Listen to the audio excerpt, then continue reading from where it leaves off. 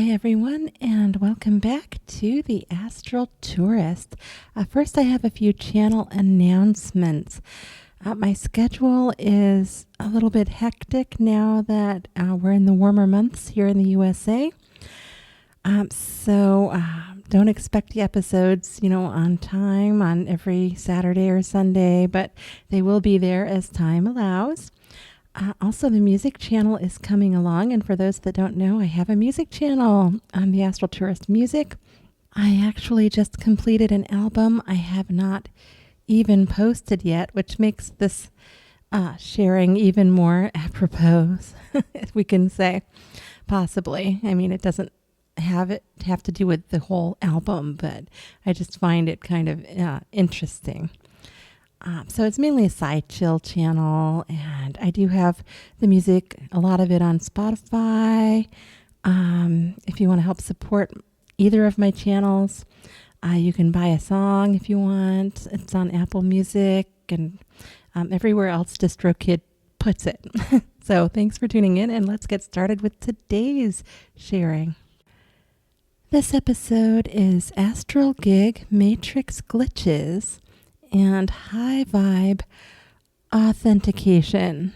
And it's a special episode because I don't think I've ever been hired in the astral for this kind of high frequency, exquisite vibrational work. I mean, I'm going to try my best to put it into words, but it was exacting energetically and astrally, as far as making sure everything was just right. So it all started actually a few nights ago when I met a woman in one of the many astral shopping centers, I think. I mean, my main memory is talking with her at a small metallic gray table in a busy area. And I don't remember all the details, but I do recall her asking about my abilities, my special abilities in the astral.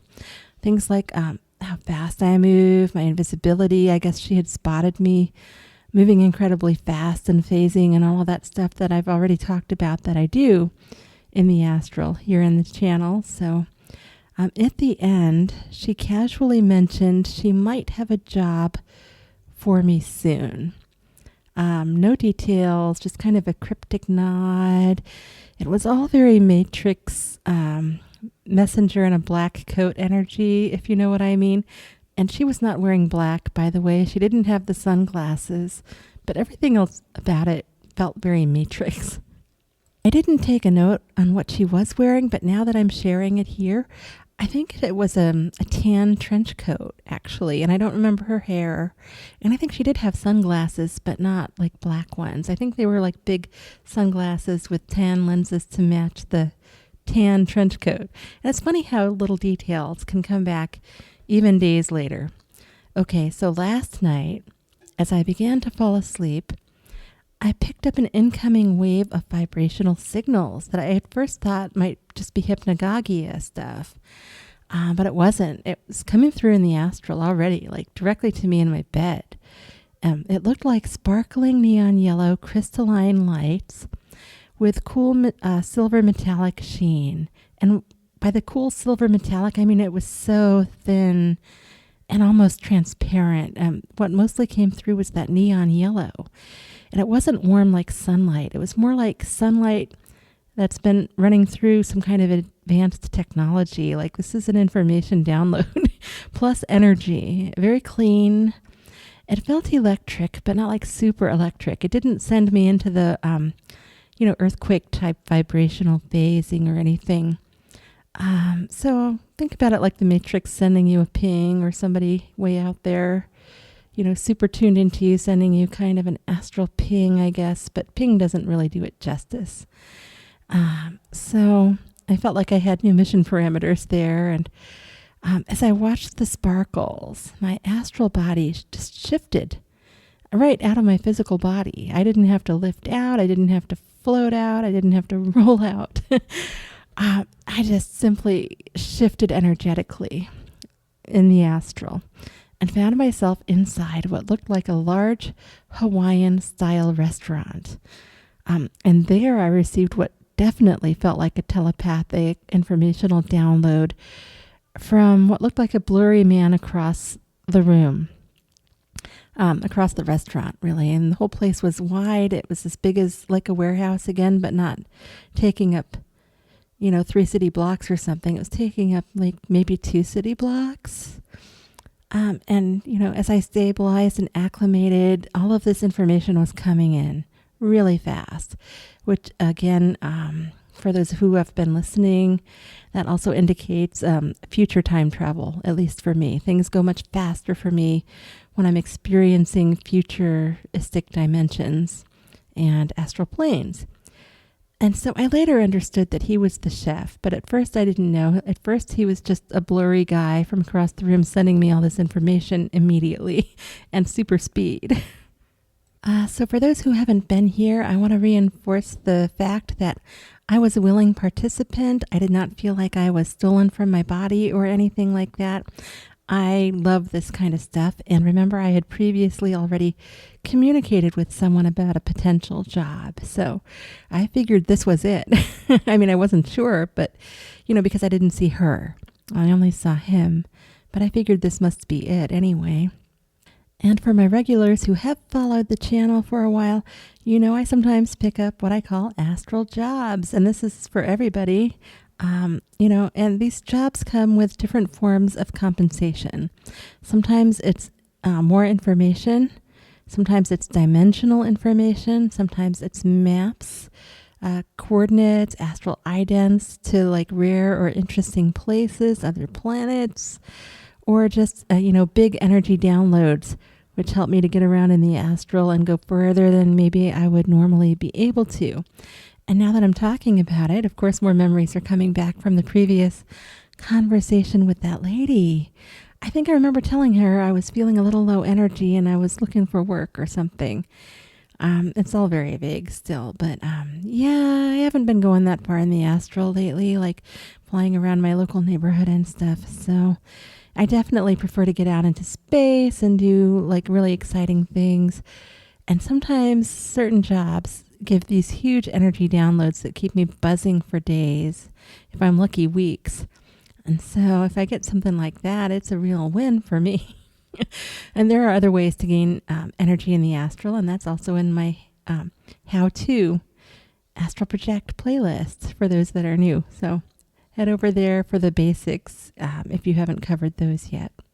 So in a lot of these job gigs and roles that I find myself in and that I take on, I often find myself doing things like managing events, handling security since I can be invisible, greeting visitors, maintaining order, troubleshooting issues, like spying around and catching thieves. Some of these astral mall places will hire me to try and catch thieves. And by catch, I don't mean like go grab them. I mean just take note and send them the image of the person, and then they send that image around and they kind of do like a ban like people talk about on Reddit, where they got banned from somewhere. And by the way, nobody can ban you from the astral completely, but if you're being a jerk and you're doing stuff you shouldn't be, your face can get spread around and, people will be unhappy that you're there and you'll get astral security on you. So, and I'm part of that sometimes. So, yay for me, right? I'm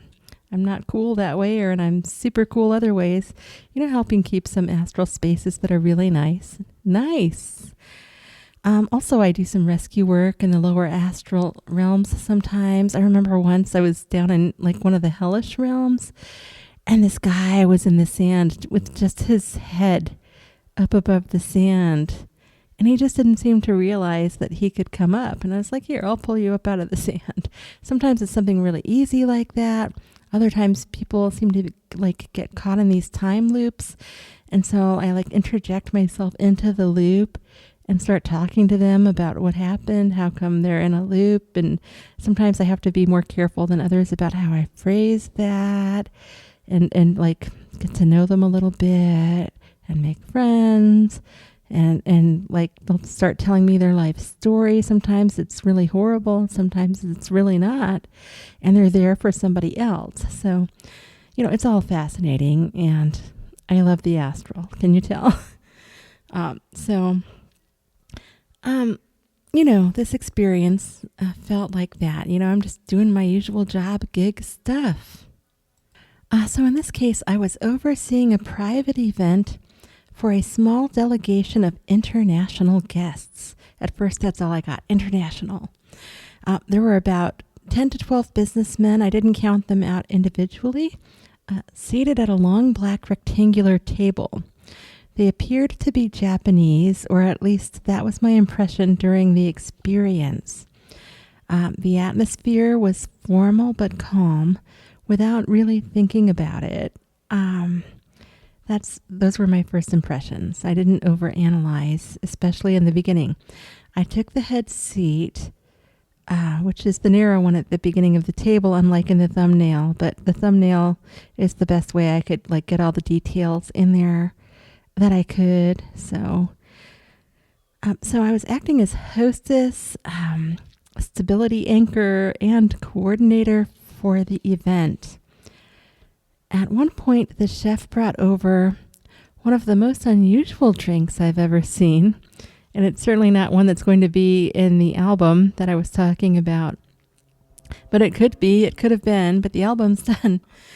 The glass was nearly 2 feet tall, so it's taller than in the picture I used, filled with a neon yellow liquid that matched exactly the same color and vibe as the sparkles I saw during my phase transition into the space. So it had that same cool, luminous, almost system, matrixy system generated quality. A small dollop of whipped cream floated on top, like it was trying to make it feel polite and ceremonial. So the dollop of whipped cream was smaller than what it's showing in the picture, which covers the whole surface. This was just a small dollop, very delicate. It looked very refined, and not just, like a lump or something of cream. It was, there were little grooves in it and everything, like it was done exactly and perfectly right.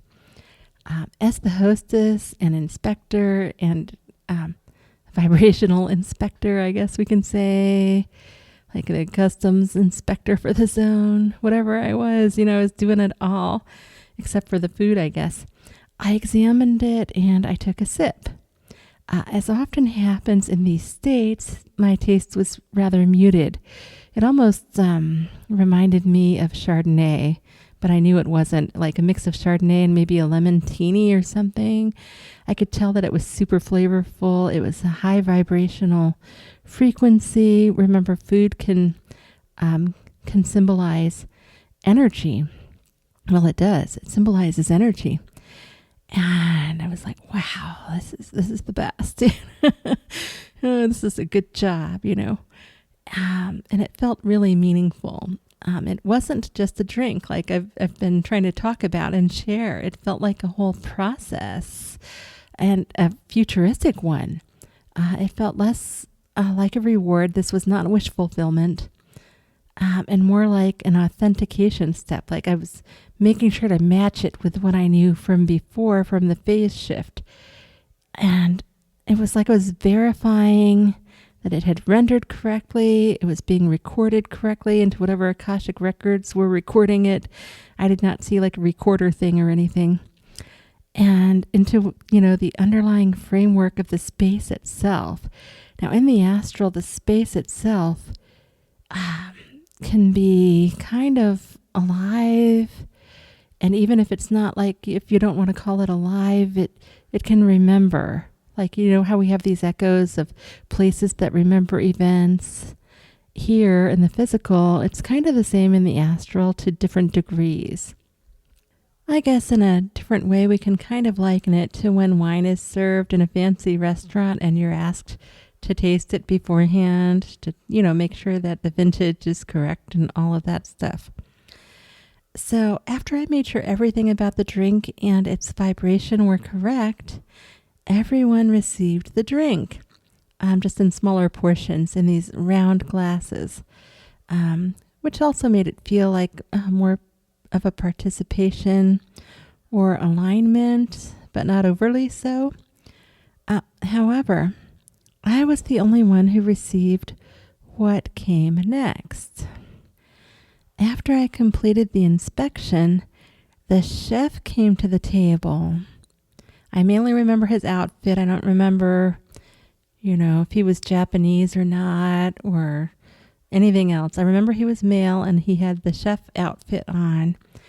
And he presented me with a rectangular seal, a large one, made of bronze and gold. It had 6 distinct sections, each engraved with different symbols, markings, and patterns. A few looked like fingerprints. One was a long fingerprint, like it might have come from a middle finger. Another one on the other side looked like it might have come from our first finger. Others were unreadable glyphs, but they looked kind of cosmic, like cosmic markings or something. And one larger section at the bottom was responsive to touch. Then the best thing ever happened, and the most interesting, and I want to say strange, but it wasn't strange. I've seen some things like this before, but not in a while. So the chef pressed his thumb into that section, the larger one, and as he lifted his thumb away, a small bronze mountain rose out of the surface.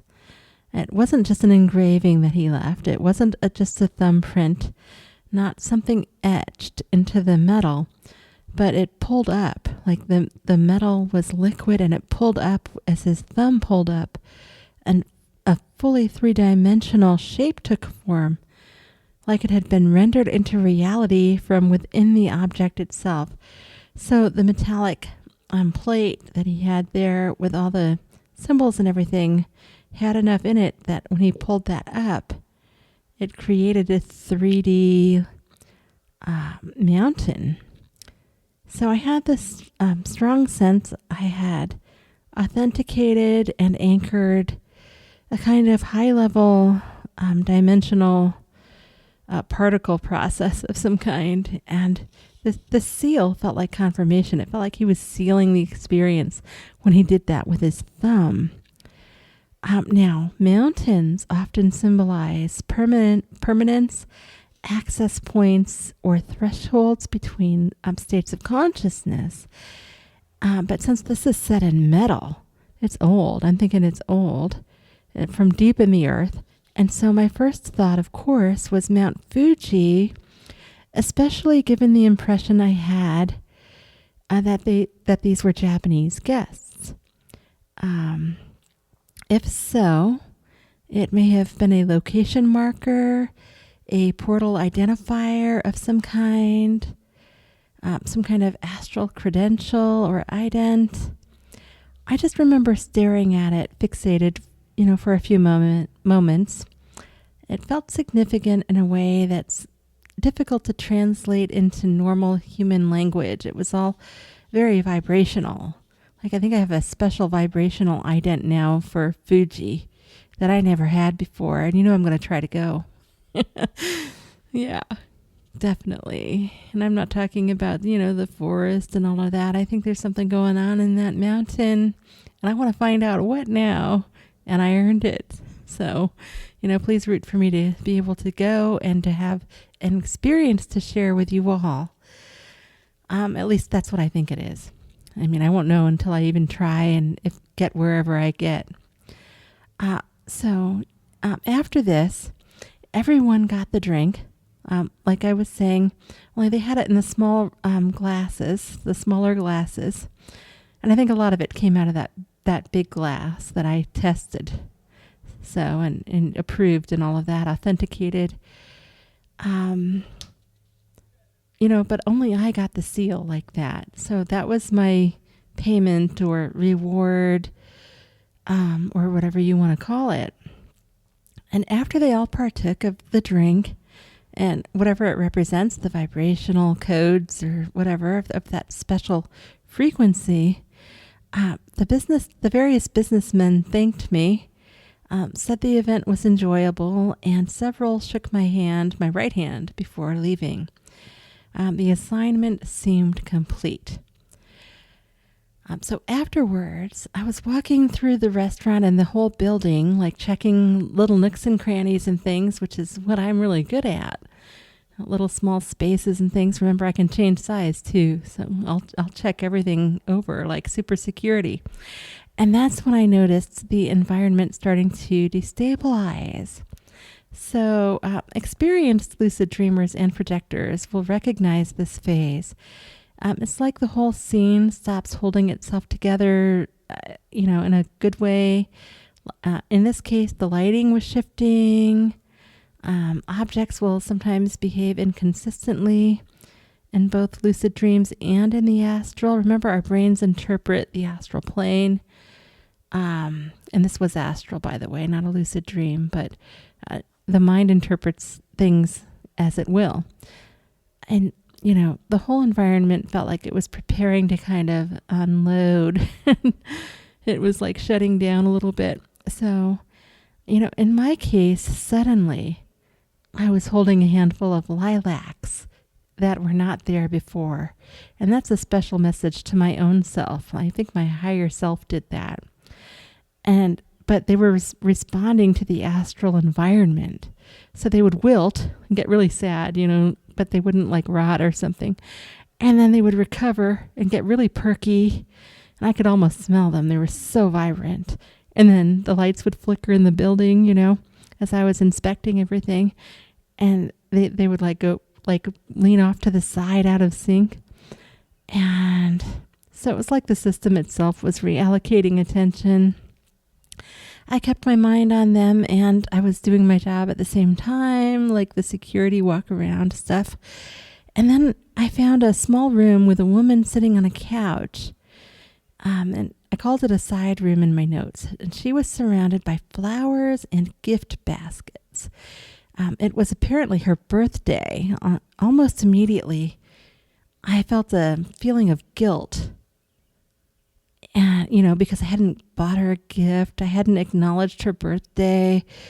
But when I inspected my feelings and everything, I realized something really important here. I hadn't actually known it was her birthday, and I didn't even know this woman.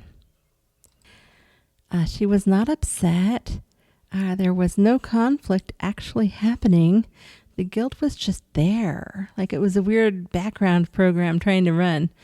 So instead of accepting it, I checked it out in my own self.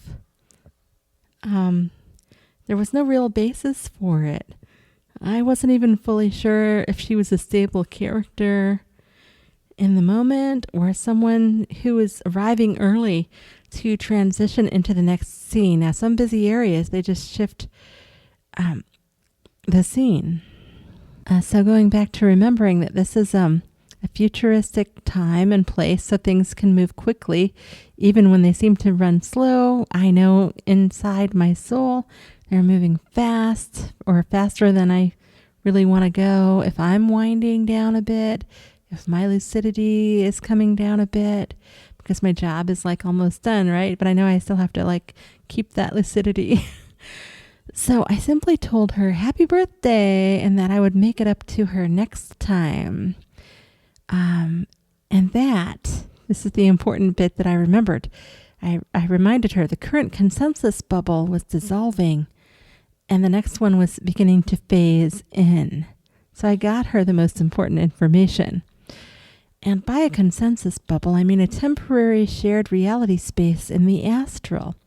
A stable environment formed by the shared awareness, expectations, and participation of everyone present.